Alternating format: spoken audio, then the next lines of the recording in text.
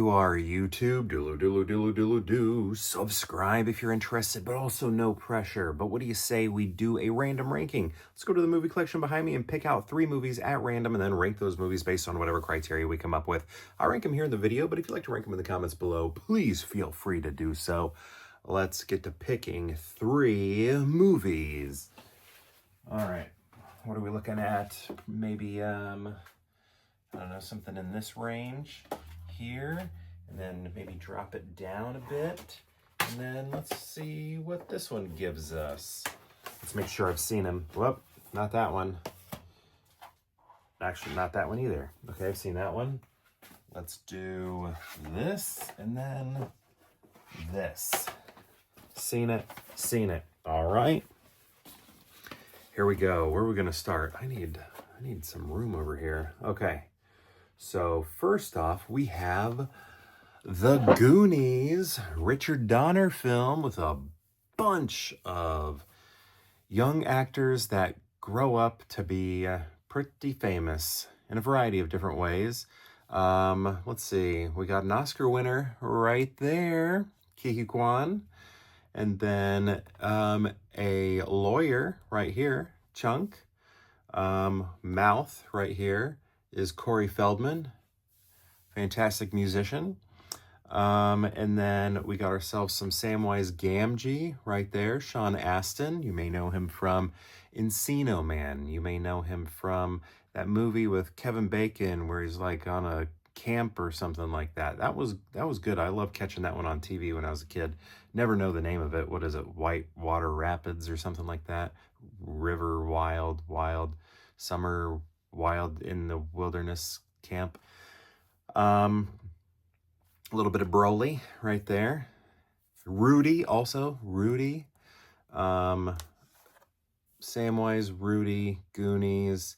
He's also in Stranger Things. I know I'm missing something. Sean, or, his dad is Gomez Adams. Gosh, just like endless. He did everything.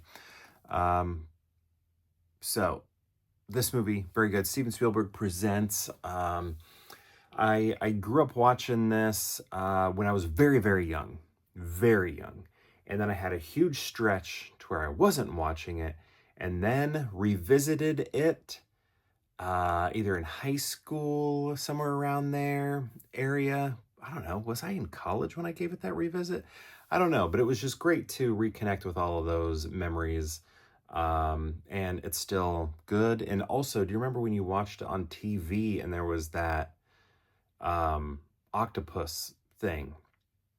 I remember that difference, seeing that. If you watch it on TV, there was like a deleted scene in it that is not in the movie when you watch it on here. Although I think they may provide that maybe as like a deleted scene or something like that. But yeah. Anyway, it takes place in Oregon, and my wife is from Washington, so it's near her neck of the woods, state-wise anyway. Good film. Good movie. Next, we got ourselves a little bit of Batman Begins. We got Batman taking on Scarecrow and Ra's al Ghul.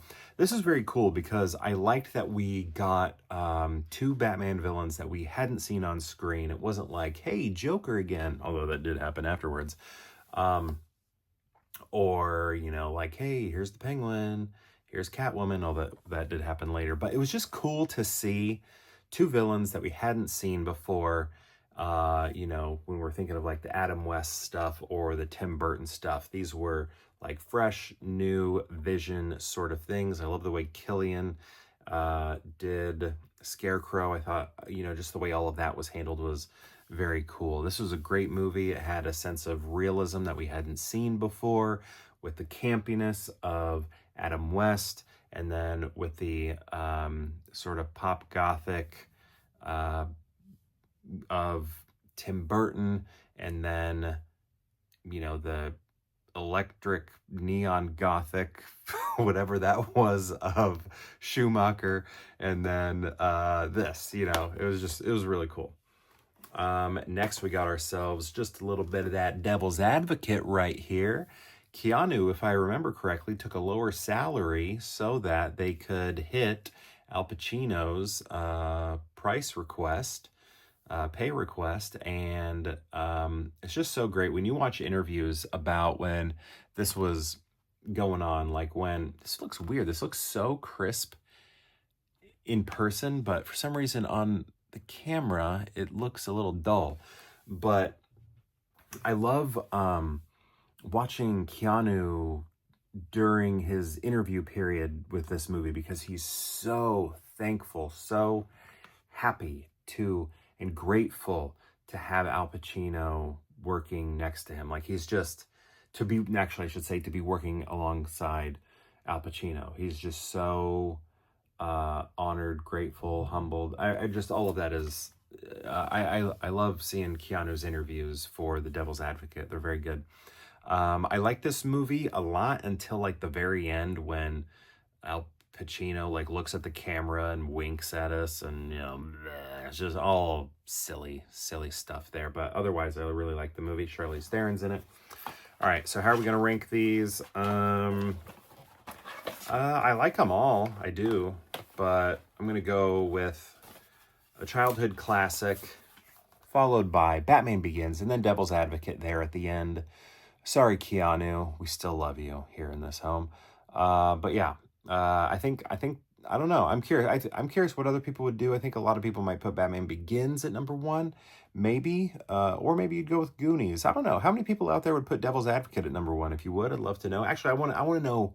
I want to know what you think of these movies. If you've seen them, let me know in the comments below what you think about these films. And if you've seen all three, I'd also love to know how you would rank them.